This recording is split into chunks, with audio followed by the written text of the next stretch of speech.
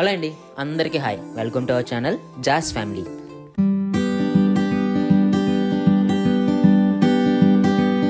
ఇది మా 11th country, మా ముగ్గురికి 11th కంట్రీ. ఇది యాక్చువల్గా జపాన్ ఒకటే అని చెప్పి స్టార్ట్ అయిన ట్రిప్ని జపాన్తో పాటు సౌత్ కొరియా చూస్తే డబ్బులు కలిసి వస్తాయని చెప్పి సౌత్ కొరియా వెళ్ళిపోయాం. సౌత్ కొరియాతో పాటు చైనా ఎందుకు యాడ్ చేశాను అన్నది మీకు తెలుసు, ఆల్రెడీ చెప్పాను. ఎందుకంటే ఫ్రీ వీసా ఫర్ ఇండియన్స్ అని చెప్పి ఉంది కాబట్టి చైనాని అలాగా కనెక్టింగ్ కంట్రీ కింద కలుపుకున్నాం. ఈ తైవాన్ ఎందుకు కలిపానంటే మీ అందరికీ తెలుసు, జపాన్ అనేది పవర్ఫుల్ కంట్రీలో కంట్రీ. ప్రపంచంలో పవర్ఫుల్ కంట్రీస్ ఉంటాయి కొన్ని, అమెరికా, యూరోపియన్ కంట్రీస్ కొన్ని, జపాన్ ఒకటి, సౌత్ కొరియా ఒకటి, కొన్ని అలా పవర్ఫుల్ కంట్రీస్ ఉంటాయి. అలా పవర్ఫుల్ కంట్రీలో జపాన్ ఉంది. ఆ వీసా మనం తీసుకున్న తర్వాత జపాన్ వెళ్ళి ఆ వీసాను వాడుకున్న తర్వాత అక్కడి నుంచి కొన్ని కంట్రీస్కి మనం ఫ్రీగా వెళ్ళొచ్చు. అందులో కంట్రీ తైవాన్. సో వీసా ఖర్చు లేకుండా తైవాన్ కూడా కవర్ చేసుకోవచ్చు. మేము ఎలాగో వెళ్ళే దారిలోనే తైవాన్ కూడా ఉంటుంది. ఎలాగో పని కట్టుకొస్తే ఖర్చు అవుతుంది కాబట్టి ఇంకా దారిలో అయిపోద్ది అని చెప్పి దానికి కూడా అలా సెట్ చేసుకున్నాం డేట్స్ని. ఇప్పుడు మేము ఉన్నది టైపే 101 అని చెప్పి, ఈ టైపే మొత్తానికి అది తైవాన్ మొత్తానికి one of the tallest tower ఇది. ఇక్కడ వీళ్ళ కంట్రీ చిన్నదే, వీళ్ళ కంట్రీకి ఇది బాగా పెద్దది. ఇప్పటి వరకు నేనైతే చాలా టవర్స్ చూశాను, దుబాయ్లో చూశాను, చైనాలో చూశాను, చాలా టవర్స్ చూశాను. కానీ ఈ టవర్ అయితే మాత్రం ఖచ్చితంగా చూడాల్సిన టవర్. లోపల గ్రీనరీతో ఒరిజినల్ ఫ్లవర్స్ పెట్టాడు, అక్కడక్కడ ఫేక్ పెట్టినా కూడా, అదే ప్లాస్టిక్ పెట్టినా కూడా టవర్ అయితే మాత్రం చూడదగిన టవర్. ఇది చాలా బాగుంది టవర్ అయితే మాత్రం. టైపే కనుక వస్తే ఈ టవర్ని అస్సలు మిస్ అవ్వద్దు. ఎన్ని టవర్లు చూసినా కూడా ఈ టవర్కి ఒక ప్రత్యేకత ఉంటుంది.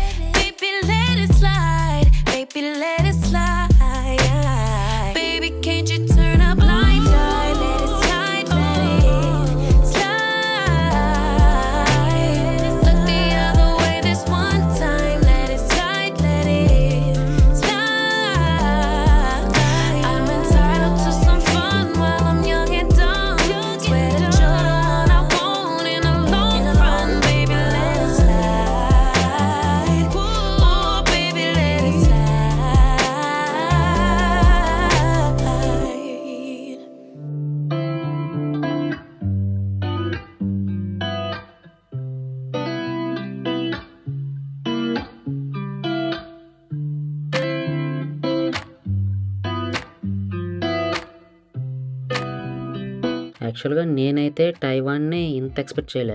చాలా బాగుంది గ్రీనరీ. అదిని ఒకటి హీట్ ఎక్కువ ఉంది, అది తట్టుకోగలిగితే మాత్రం కంట్రీ అయితే మాత్రం చాలా బాగుంది. చూసేవి తక్కువైనా కూడా అది చూసేవన్నీ కూడా చాలా బాగుంటాయి. నేను చేసిన తప్పు ఏంటంటే ఎలాగో ఫ్రీ వీసా మనం ఎలాగో విజిట్ చేసేయచ్చు ఆ ఉద్దేశంతో ఏం చేశానంటే 1 డేనే తీసుకున్నాను నేను తైవాన్ని. 1 డేలో కవర్ చేయొచ్చు, ఉన్నవే పెద్దగా ఉండవు కదా అనుకున్నాను. కానీ ఒక 2 డేస్ 3 డేస్ తీసుకుంటే మొత్తం కంట్రీ కవర్ అయిపోద్ది. కానీ ఒక అసంతృప్తి మిగిలిపోయింది నాకు. ఈ టవర్ చూసాం, ఇంకొక వాటర్ ఫాల్ చూసాం, ఇంకా చూడాల్సిన 2-3 ఉన్నాయి. కానీ చూస్తే బాగుండు, జపాన్లో అనిపించలేదు, సౌత్ కొరియాలో అనిపించలేదు అంతలాగా. ఈ కంట్రీ చూస్తే ఇంకా బాగుండు అనిపించింది. అలా ఎందుకు అనిపించింది అంటే మీకు కెమెరాలో నేను చూపించలేను. ఆ కంట్రీ యొక్క గ్రీనరీ, ఆ వాతావరణం, ఆ చూసే విధానం, ఆ జనాలు కొంచెం అట్రాక్ట్ చేస్తే అలాగా మనల్ని. కెమెరాలో అన్నీ చూపించలేం కదా, మా బొడ్డోనిలో ఉన్నాయి. ఫోటోలు తీసుకుందాం కానీ స్టాండ్ పెడతాను, ఆడు తీసేస్తానని చెప్తాడు. చూడండి ఇక్కడ.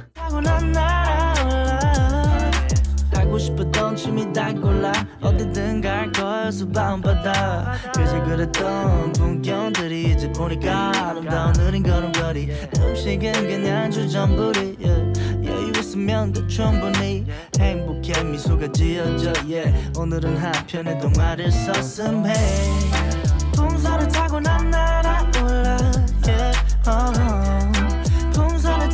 날아올라, 풍선을 타고 난 날아올라, 풍선을 타고 난 날아올라.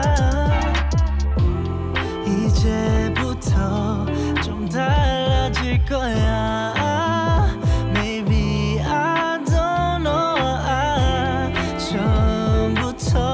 ఇప్పుడు మీరు చూస్తున్నారు కదా, దీన్ని డ్యాంపర్ అంటాం. ఈ మొత్తం టవర్కి ఆ డ్యాంపర్ ఉంది చూడండి, అది భూకంపం వస్తే భూకంపం ఆవడానికి సాయం చేస్తుంది. అది చూడండి, అది భూకంపం వచ్చే టైం లేదు, మేము ఉన్నప్పుడు కదా, అది ఏదో వీడియో ఆన్లైన్లో ఉన్నది మీకు పెడుతున్నాను. ఇక్కడ 6.4 రెక్టర్ స్కేల్ మీద వచ్చింది భూకంపం. అది వస్తుంటే ఎలా అవుతుందో చూడండి. ఆ ఊగేది మీకు సైంటిఫిక్గా చూపిస్తాను చూడండి. ఇప్పుడు ఈ వీడియో చూడండి, ఓ దానికి డ్యాంపర్ పెట్టాడు, ఇంకో దానికి డ్యాంపర్ పెట్టలేదు. ఊపుతాడు బిల్డింగ్ చూడండి. 타고 난 날아올라 yeah 풍선을 타고 난 날아올라 yeah 풍선을 타고 난 날아올라 yeah 풍선을 타고 난 날아올라. చూసారు కదా, ఆ డ్యాంపర్ పెట్టిన దానికి పెట్టిన దానికి ఎంత తేడా ఉందో. అక్కడ భూకంపాలు బాగా ఎక్కువ కాబట్టి 101 ఫ్లోర్స్ స్కై స్క్రాపర్ కట్టాలంటే ఇలాంటి టెక్నాలజీ వాడాలి, తప్పదు. మేము రావడానికి ముందే, అంటే మేము ఏప్రిల్లో వచ్చాం, దానికి ఒక నెల రోజుల ముందు కూడా కాదు, ఒక వారం రోజుల ముందు పెద్ద భూకంపం వచ్చి తగ్గింది అప్పుడే మాకు. కానీ తప్పదు కదా, రావాలి, మేము టికెట్లు తీసుకున్నాం, డబ్బులు వేస్ట్ చేసుకున్నాం, అందుకే వచ్చి చూసి వెళ్ళిపోవాలి. అక్కడ డ్యాంపర్ ఓన్లీ భూకంపం వచ్చినప్పుడు మాది ఊగుద్ది, మామూలు టైంలో ఊగదు. అది భూకంపం వచ్చిన టైంలో ఎవరో వీడియో తీశారు, ఆ వీడియోనే పెట్టాను. మామూలు టైంలో అయితే ఊగదు అలాగది.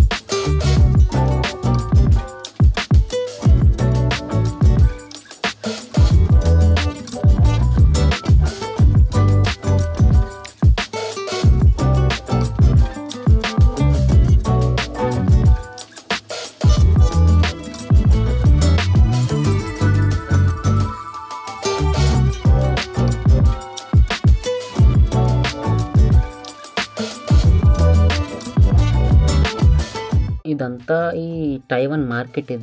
ఈ మార్కెట్లో ఏంటంటే మొత్తం అన్నీ, ఇంకా నైట్ మార్కెట్ అంటుంది దీన్ని, నైట్ అంతా మార్కెట్ తెరిచి ఉంటుంది.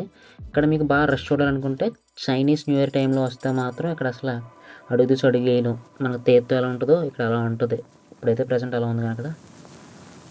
యాక్చువల్గా మధ్యాహ్నం 3 గంటలకి మా ఫ్లైట్ ఇక్కడ నుంచి టైవాన్ నుంచి మలేషియా నుంచి చెన్నై వెళ్ళాలి. మేము ఎవడన్నా అయితే బయటికి వెళ్ళడు, ఆ రోజు డైరెక్ట్ ఎయిర్పోర్ట్కి వెళ్ళిపోతాడు. మార్నింగ్ 8 అవుతుంది, ఆ టైంకి మేము బ్రేక్ఫాస్ట్ చేసి, మార్నింగ్ బయలుదేరిపోయినా బాగానే ఉంటుంది, బ్రేక్ఫాస్ట్ చేసి 8 గంటలకు క్యాబ్ తీసుకుని వాటర్ ఫాల్స్కి వెళ్ళాం. ఎవరైనా వెళ్తారా, మీలో ఎవరైనా వెళ్తారా? వెళ్తే ఎస్ అని కింద కామెంట్ చేయండి. ఆ వాటర్ ఫాల్ కూడా ఎలాగా, మేము ఉన్న రూమ్ నుంచి 1.5 గంట ప్రయాణం, వెళ్ళడం 1 గంట, రావడం 1 గంట, అది కూడా క్యాబ్ అయితేనే. అదే ట్రైన్ తీసుకున్నాం అనుకోండి, వెళ్ళడానికి 2.5, రావడానికి 2.5 గంటలు, 5 గంటలు అయిపోతాయి. యాక్చువల్గా అయితే ఎవరు వెళ్ళరు. మాకేంటంటే మళ్ళీ టైం వస్తామని తెలియదు, సో చూసేది ఇప్పుడే చూసేయాలి. ఈ వాటర్ ఫాల్ చాలా బాగుంది, దాని గురించి పొద్దున్నే బయలుదేరిపోయాం, 8 గంటలకు బయలుదేరిపోయి వాటర్ ఫాల్ చూసి ఫ్లైట్ దొరికింది అనుకోండి, మాకేం పోలేదు, ఫ్లైట్ టైంకి వచ్చాం. మళ్ళీ అప్ అండ్ డౌన్ 3 అవర్స్. మళ్ళీ మేము బయట నుంచి వాటర్ ఫాల్స్ నడుచుకెళ్ళాలి, తెలుసు కదా, మారేడుమిల్లి ఎక్కడైనా వాటర్ ఫాల్స్ దగ్గరికి వెళ్తున్నాం అనుకోండి, డైరెక్ట్ వాటర్ ఫాల్స్ రాదు కదా, మనం నడుచుకుంటూ వెళ్ళాలి కదా. అలాగే ఒక 45 నిమిషాలు, గంట వెళ్ళడానికి అయింది, మళ్ళీ రావడానికి 1 గంట. ఇది 4 గంటలు వెళ్ళి రావడానికి. మళ్ళీ అక్కడ 3 గంటలేమో మాకు అప్ అండ్ డౌన్ ట్యాక్సీ. ఇవన్నీ లెక్కేసుకుంటే ఒక 5 గంటలు అలాగా ఓన్లీ ప్రయాణానికి కేటాయించుకుని మధ్యాహ్నం కరెక్ట్గా టైంకి ఎయిర్పోర్ట్కి వెళ్ళిపోయి ఫ్లైట్ని అందుకున్నాను. ఎలా ఉన్నారు? బాగున్నారా? మీరు ఎలా ఉన్నారు?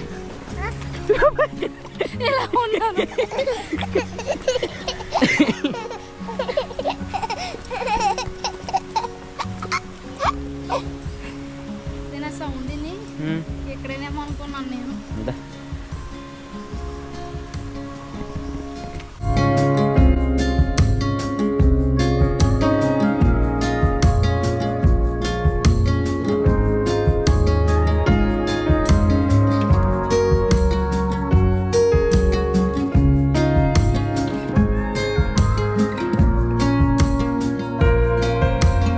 దగ్గరికి ట్రైన్ కూడా వస్తుందని చెప్పా కదా, ట్రైన్ వస్తుంది చూడండి. ఇదేంటంటే ట్రైన్ ఈ వాటర్ ఫాల్ దగ్గర దాకా రాదు. నేను స్టార్టింగ్లో ఒక దిక్కుని దిగి నడుచుకుంటూ వచ్చాను చూడండి, అక్కడికి ఒక 2 కిలోమీటర్ల దూరంలో ట్రైన్ ఆగిపోద్ది. ఇది స్టేషన్ నుంచి మళ్ళీ ఊర్లోకి వెళ్ళేది ఇది ట్రైన్, అర్థమైందా? ఒకటే ట్రాక్, మళ్ళీ అప్ అండ్ డౌన్ అదే తిరుగుద్ది అదే ట్రాక్ మీద.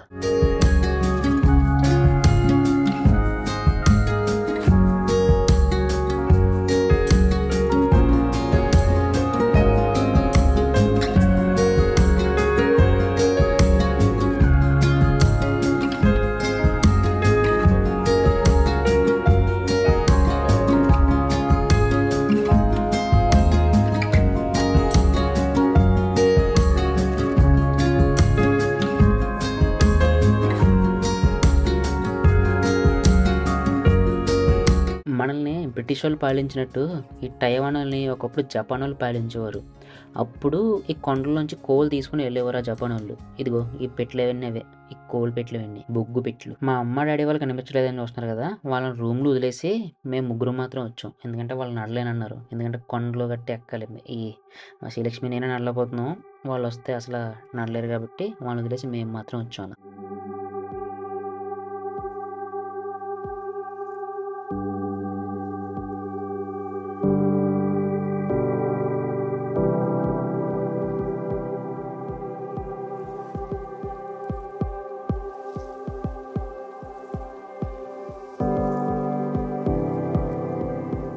ఆ వెనకాల విగ్రహం చూసారా, మనకి బ్రహ్మ ఉంటారు కదా, ఆ బ్రహ్మ టైప్లో ఉంది విగ్రహం. మన హిందూ కల్చర్కి కూడా దగ్గరలో ఉంది కొంచెం.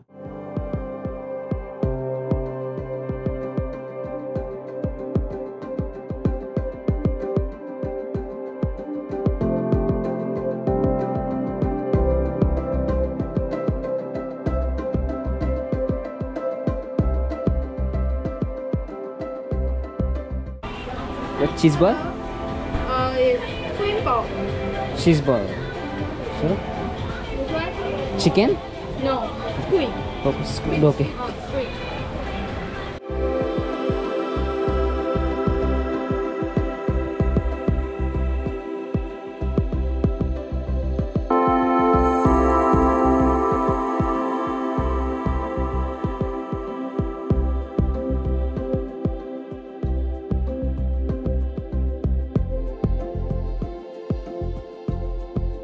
ఇదిగోండి ఇదే ఆ వాటర్ ఫాల్, వెనకాల గ్రీనరీ, ఆ వాటర్ ఫాల్ ఎంత బాగుంది చెప్పండి.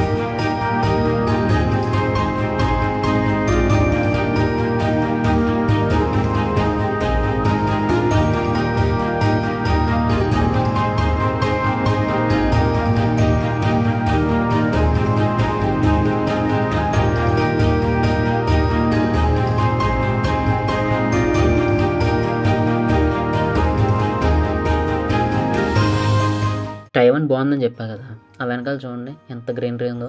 ఇలాగే ఉంటుంది మొత్తం సిటీ మొత్తం.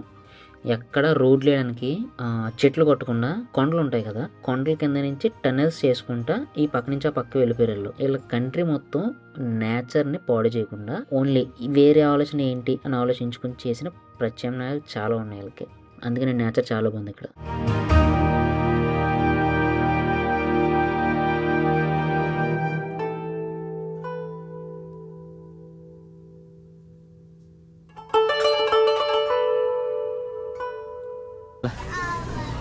ఎక్కడ తేలింది, ఇక్కడ తేలిందా?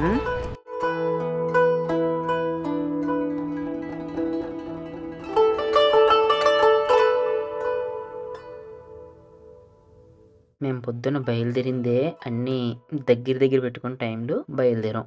ఈ ట్యాక్సీ ఏమో కరెక్ట్గా వెనక్కి రూమ్ దగ్గరికి వెళ్ళే టైంకి నాకు ప్యాచ్ పడిపోయింది, ప్యాచ్ చేయించుకోవాలని చెప్పి టైర్ల షాప్ దగ్గర ఆపేసాడు. చూడండి మౌలాలు చూస్తున్నారు. ఎయిర్పోర్ట్ టైం అయిపోతుంది, ఫ్లైట్ వెళ్ళిపోద్దేమో అంటే ప్యాచ్ అన్నాడు.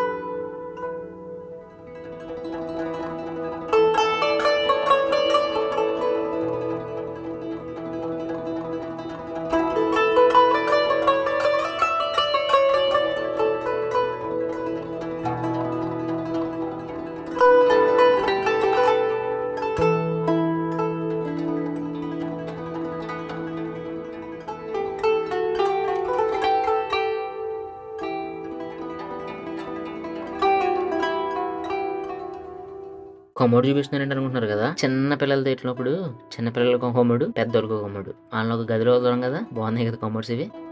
Bye bye. మా జయగడికి 11th కంట్రీ ట్రిప్ ఇక్కడతో ఎండ్ అయింది. 11th కంట్రీ ఎండ్ అయింది అంతే. ఇంకా రావాల్సినవి చూడాల్సినవి చాలా ఉన్నాయి.